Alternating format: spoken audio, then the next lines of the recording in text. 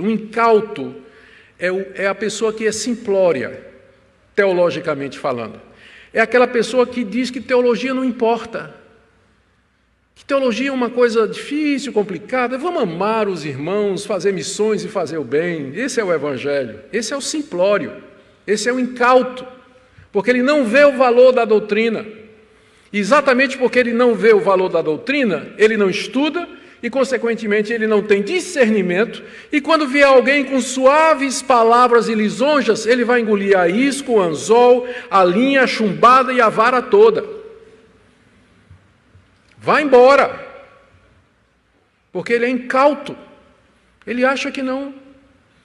Eu já contei aqui para vocês, mas não canso de contar, que eu sempre morro de rir, daquela mulher que me mandou um Twitter, dizendo assim: meus pregadores prediletos, Edir Macedo e Augusto Nicodemos.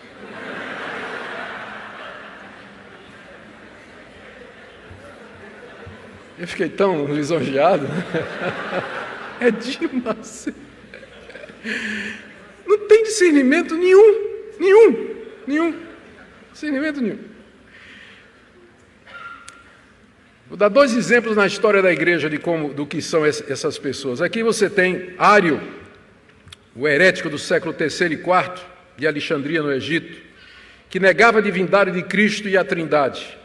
Aqui tem uma citação que o descreve como sendo um homem brilhante, enérgico, carismático, que cantava canções de marinheiros nos bares do cais da cidade de Alexandria e que nas quartas-feiras ensinava de maneira impressionante histórias da Bíblia aos fiéis. Era um homem imensamente popular, Ário, um dos maiores hereges que já apareceu na história da igreja. Na época da Reforma, Sociniano, outro herege, olha a descrição de Sociniano, ele era um cavalheiro, sua moral irrepreensível, ele se distinguia pela sua cortesia, numa época em que mesmo os grandes reformadores, como Lutero, especialmente Calvino, usavam linguagem vulgar quando discutiam com seus adversários.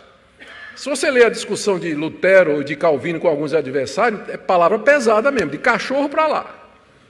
Só que Sociniano não. Sociniano era um homem extremamente cortês, educado, impressionava. A sua moral era inatacável, ninguém podia dizer nada. E era um dos maiores hereges que já apareceu na história da igreja. Eles vêm com suaves palavras, eles vêm com lisonjas, e enganam o coração do incauto, porque um incauto não vai pela cabeça, ele vai pelo que ele sente. Ele vai para uma igreja porque ele se sente bem. Ele não vai para a igreja porque aquela igreja está ensinando a verdade, mas eu vou para lá porque eu estou me sentindo bem, o pastor fala tão bem, é tão acolhedor, é tão gostoso. Não estou dizendo que essas coisas não são boas e que não são necessárias. A gente devia ter o melhor de dois mundos, não é? Uma igreja que pregasse a palavra de Deus e que acolhesse, onde as pessoas se sentissem bem. Mas se você tiver que escolher entre aquilo que você sente e a verdade que edifica, é óbvio que a opção é a pregação da palavra de Deus. Mas os incautos, eles não ligam para isso, eles vão atrás de sermões que agradam o coração, que satisfazem os seus desejos, que vão dizer o que eles querem ouvir, e eles vão permanecer nos seus erros e na sua conduta, nunca vão ser confrontados. E o herege sabe disso, o falso profeta sabe disso, e com palavras suaves e lisonjas eles enganam o coração dos incautos, que acham que teologia é alguma coisa que não vale a pena.